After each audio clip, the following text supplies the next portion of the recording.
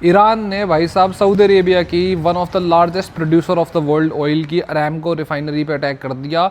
और भाई साहब इतनी सरप्राइजिंग चीज़ है कि ईरान इस तरीके से बिहेव करेगा जियोपॉलिटिकल वॉर में, ये अंदाजा भी कोई नहीं लगा रहा था। हुआ क्या, ध्यान से सुनना, बड़ा सरप्राइजिंग चीज़ है। पहले न्यूज़ वगैरह में तो आपको ये बताएंगे कि सऊदी अरेबिया का बहुत नुकसान हो गया, सऊदी अरेबिया बदला लेगा, ये नहीं, गेम बहुत डिफरेंट है। गेम क्या है, सुनना आप ध्यान से। यूएसए और सऊदी अरेबिया का एक अनरिटन रूल है। रूल क्या है कि भाई उनकी दोस्ती इसलिए तो इतनी तगड़ी है ना कि भाई पहली यूएस जो है वो हमेशा सऊदी अरेबिया को प्रोटेक्ट करेगा, उसकी रिफाइनरीज और उन सारी चीज़ों को प्रोटेक्ट करेगा।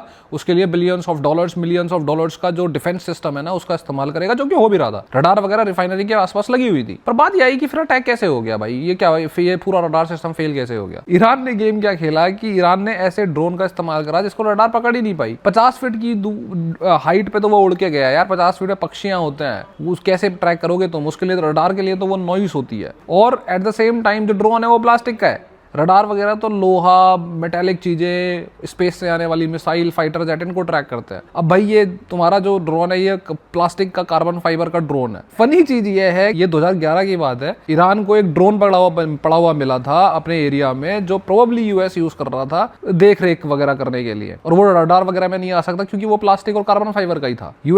ईरान ने वही ड्रोन उठाया, उसको रिवर्स इंजीनियर करा और उसको इतना लीगल वेपन बना लिया कि वो आज के टाइम में ईरान के बहुत ज्यादा काम आ रहा है। और अब सोचो आपके वो जो अनरिटन रूल है, रूल क्या है, रूल ये है कि वो सिक्योरिटी देगा यूएस, इसके बदले में सऊदी अरेबिया जो है वो हमेशा जो ऑयल की डील है वो पेट्रो डॉलर में करेगी, मतलब डॉलर में करेगी, जिससे यूएस की जो इकोनॉमी है, जो उसकी करेंसी है, वो हमेशा स्ट्रांग रहेगी। लेकिन अगर यूएस प्रोटेक्ट ही नहीं कर पाया रिफाइनरी को तो वो अनरिटन रूल तो नल एंड वॉइड हो गया। और अगर वो नल एंड वॉइड हो गया तो फिर आप कहां जाओगे, सऊदी अरेबिया कहां जाएगा इस न्यूट्रलिटी को मेंटेन करने के लिए और अपनी इकोनॉमी को सेफ करने के लिए? बिल्कुल 100%। दूसरे ग्लोबल पावर्स के पास, जो कौन है, रशिया और चाइना। और रशिया और चाइना अगर भाई ये बोलेंगे कि ठीक है हम बात करते हैं ईरान से, हम फोन उठाते हैं, रुको घुमाते हैं फोन थोड़ा सा, तो वो बोलेंगे कि जो तुम डॉलर्स में डील कर रहे हो यार सारी मत करो, कुछ तो इधर उधर करो, और भी करेंसीज हैं उनमें डील करो। और इन सारी चीजों का जो पूरा गेम चल रहा है जियोपॉलिटिकल, उसको सबसे ज्यादा फायदा जो है वो चाइना और रशिया को होगा जियोपॉलिटिकल वॉर में। पूरी स्ट्रेटेजीज कहां से आ रही हैं उसका अंदाजा भी आप फिर यहां से लगा सकते हो। वॉर नहीं चल रहा है, ये शतरंज का गेम चल रहा है।